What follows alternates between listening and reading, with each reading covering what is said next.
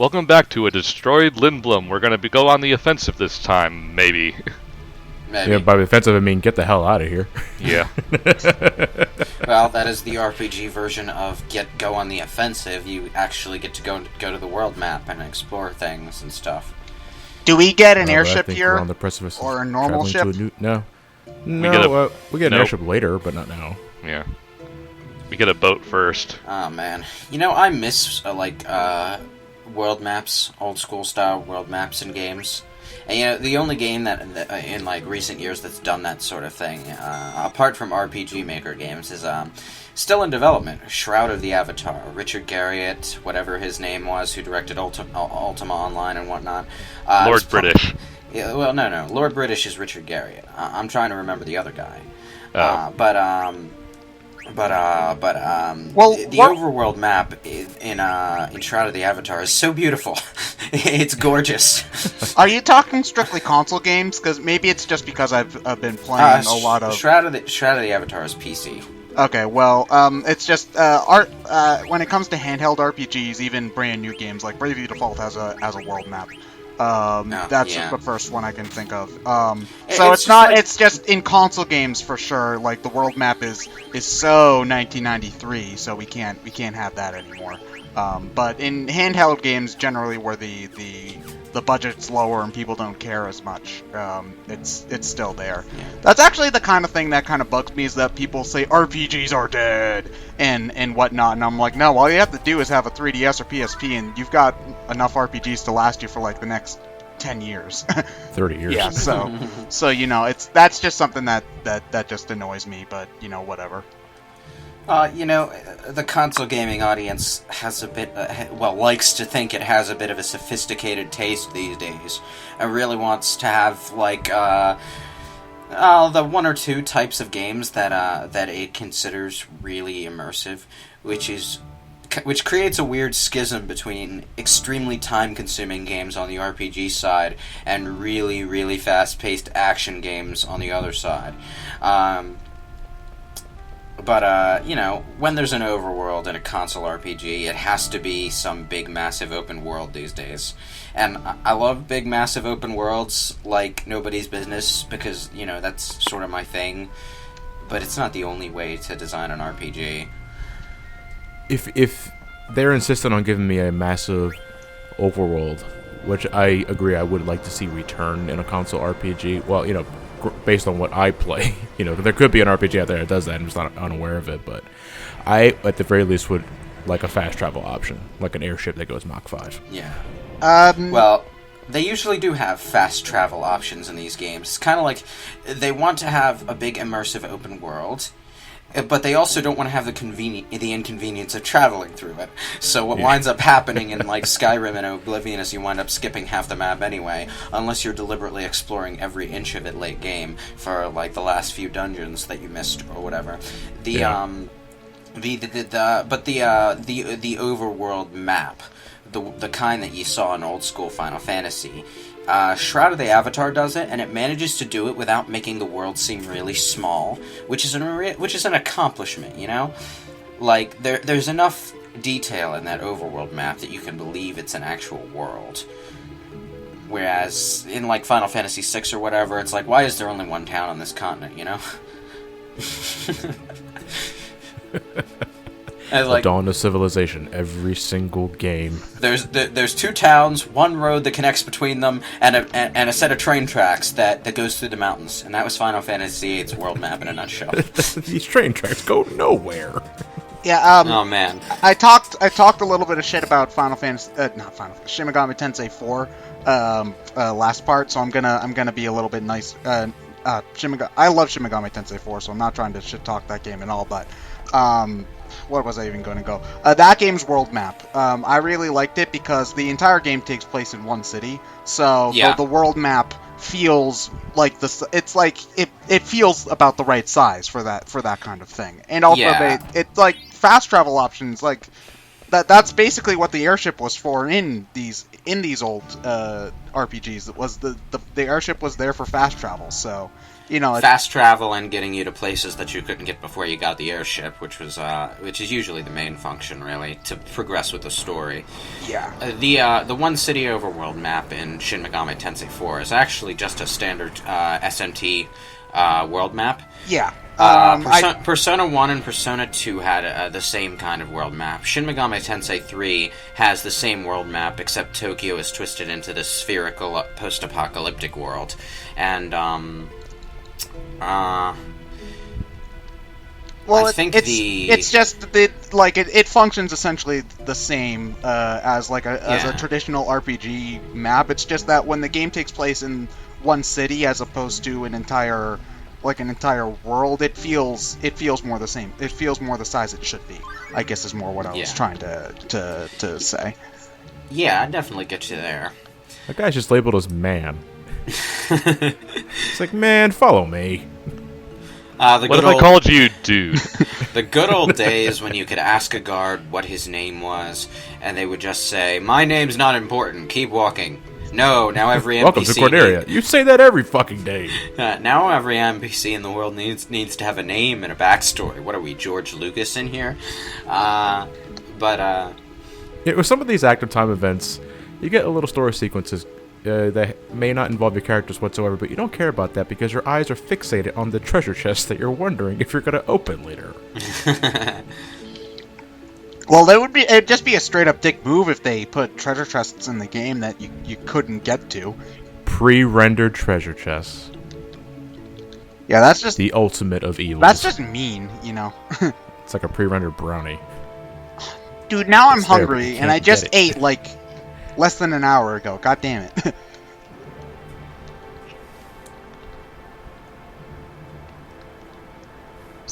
So are we just going to be watching cutscenes for this entire part?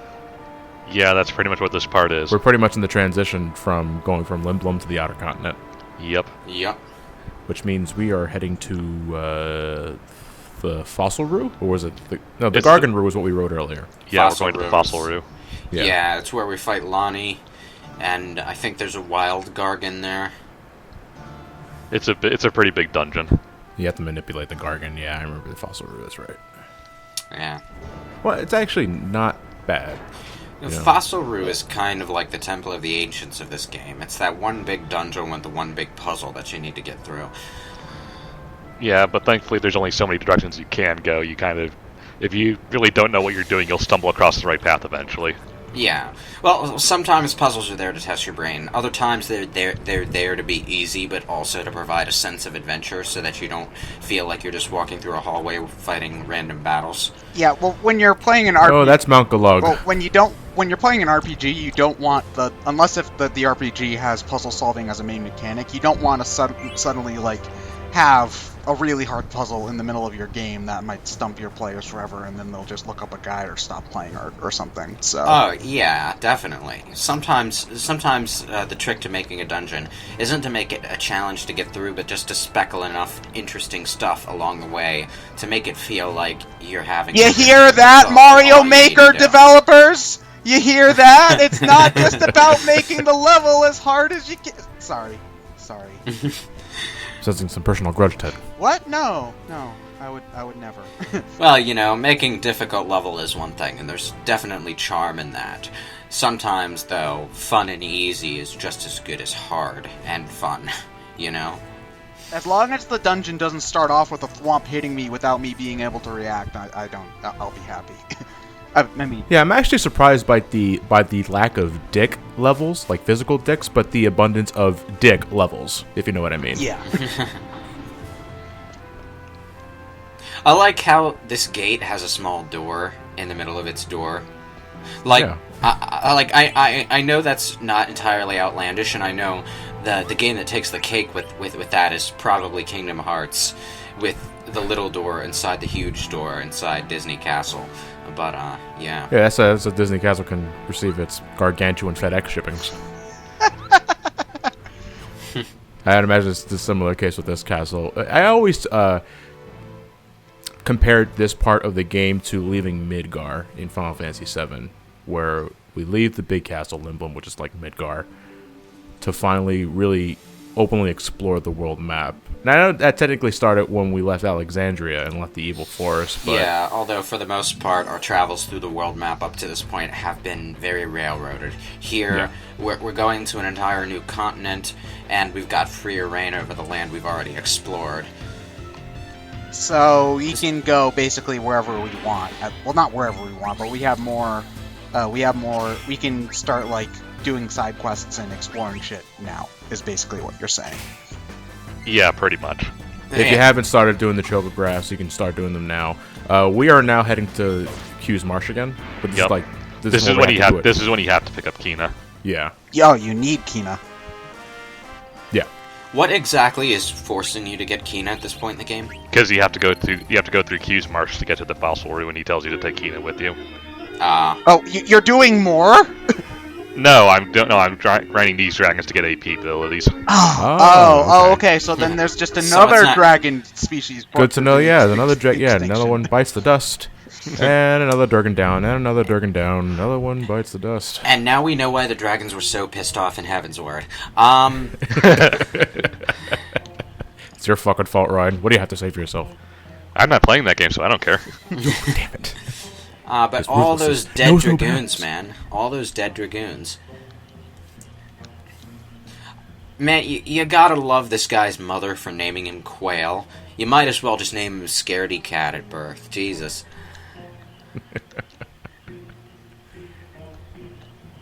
Well, we already picked up Quina, though, so... So after... what was the name of the town that... The Burmesian town? Got... Burmesia. So Quina just said, alright, I go home now? Yeah, pretty much. Well, you know, there's precedent for this kind of thing where you're able to recruit a character before they're technically supposed to join your party. But the only precedent that comes directly to mind is Shadow in Final Fantasy VI, where on a couple of occasions you could pay him to join your party. The dick thing about that was there was a random chance after every battle that he would leave your party. 1 in 16. The only time he wouldn't leave your party after a battle was when you were on the Phantom Train. Yeah. Phantom Train, not Phantom Force. You'll still leave me on the Force. So this is the point where if you could not have Quina at all throughout the game until now? Yeah. Yeah, until now. Now you have to recruit her. Okay. Yeah, that's why Quail didn't really mention Quina, because we already met him. Okay. Yep. But if you skipped over this portion before, this is where Quina would join you. Did any of you guys not get Quina until this point the first time you played the game, or... Nope. Nope. Okay. I'm too goddamn completionist. I explore every point in the world map for goodies and stuff before I progress to where I'm supposed to go. Same here. Okay. And did my eyes deceive me? Did I see Garnet at level 50? I think so. Probably at 20 or 30.